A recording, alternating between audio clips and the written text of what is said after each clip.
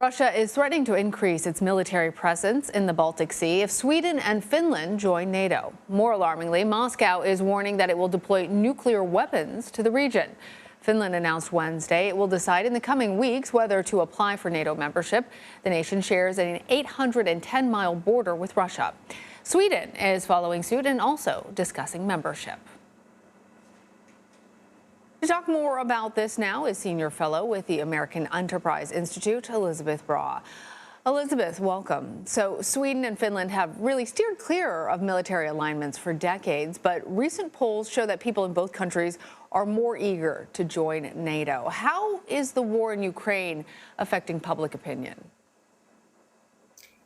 The war in Ukraine has been a sea change in public opinion in both countries, especially in Finland, which for decades has been extremely reluctant to join any military alliance, meaning NATO. But there has been about 20 to 25% support among the Finnish public for joining NATO. Now it's nearly 70%, and that is absolutely a remarkable development, and it is a result of the war in Ukraine.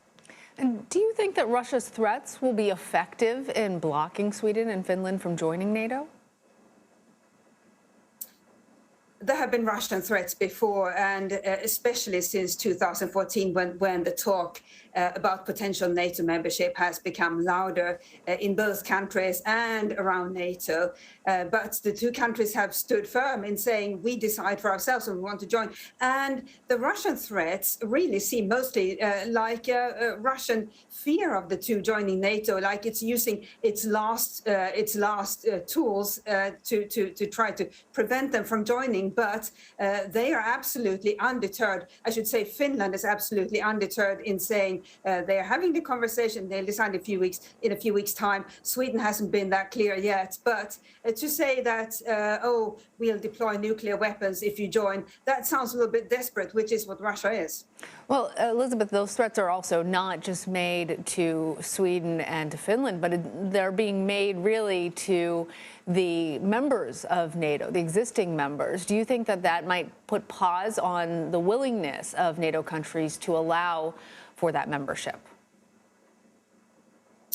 It could make some decision makers in some NATO member states think that they should wait to receive Sweden and Finland as members if they were to apply for membership. But if you stop to consider how Russia acts, then such threats will return whatever NATO does, whatever Sweden does, whatever Finland does, and whatever else any other country dares to do. And it would be unacceptable for any independent country or any alliance to let another country dictate its actions. So even if some countries privately maybe feel that, maybe we shouldn't give them membership straight away if they were to apply, I don't think the alliance could act on such fears, because then it would essentially be signaling that Russia dictates what NATO does.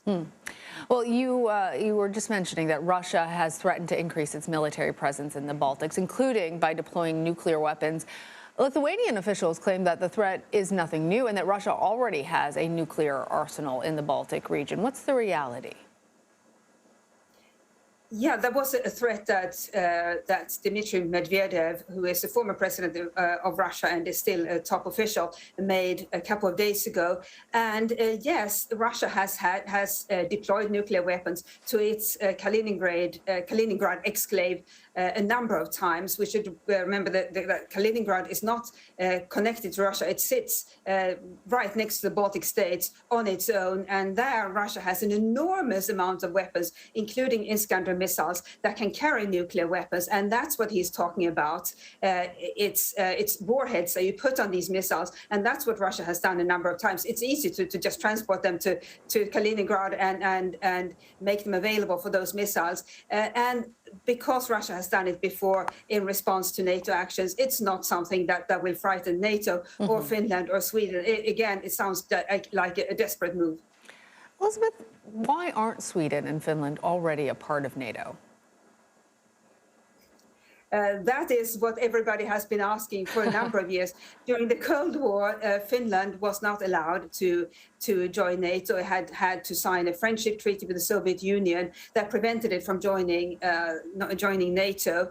Then Sweden was on its own decided to be neutral, as it had been during World War II. And the two of them have really stuck together since then. And they've always said, if we join NATO, we're going to do it together. And for Sweden, that was a very convenient position, because everybody knew that the Finnish public was very hesitant about joining NATO. So the question would never come up. Well, now it has come up because the Finns have changed their minds. And now if Finland decides to apply, Sweden will have to apply too, in reality. And so interesting that that's also prompted by the Russian aggression in Ukraine. Elisabeth Braw, thank you.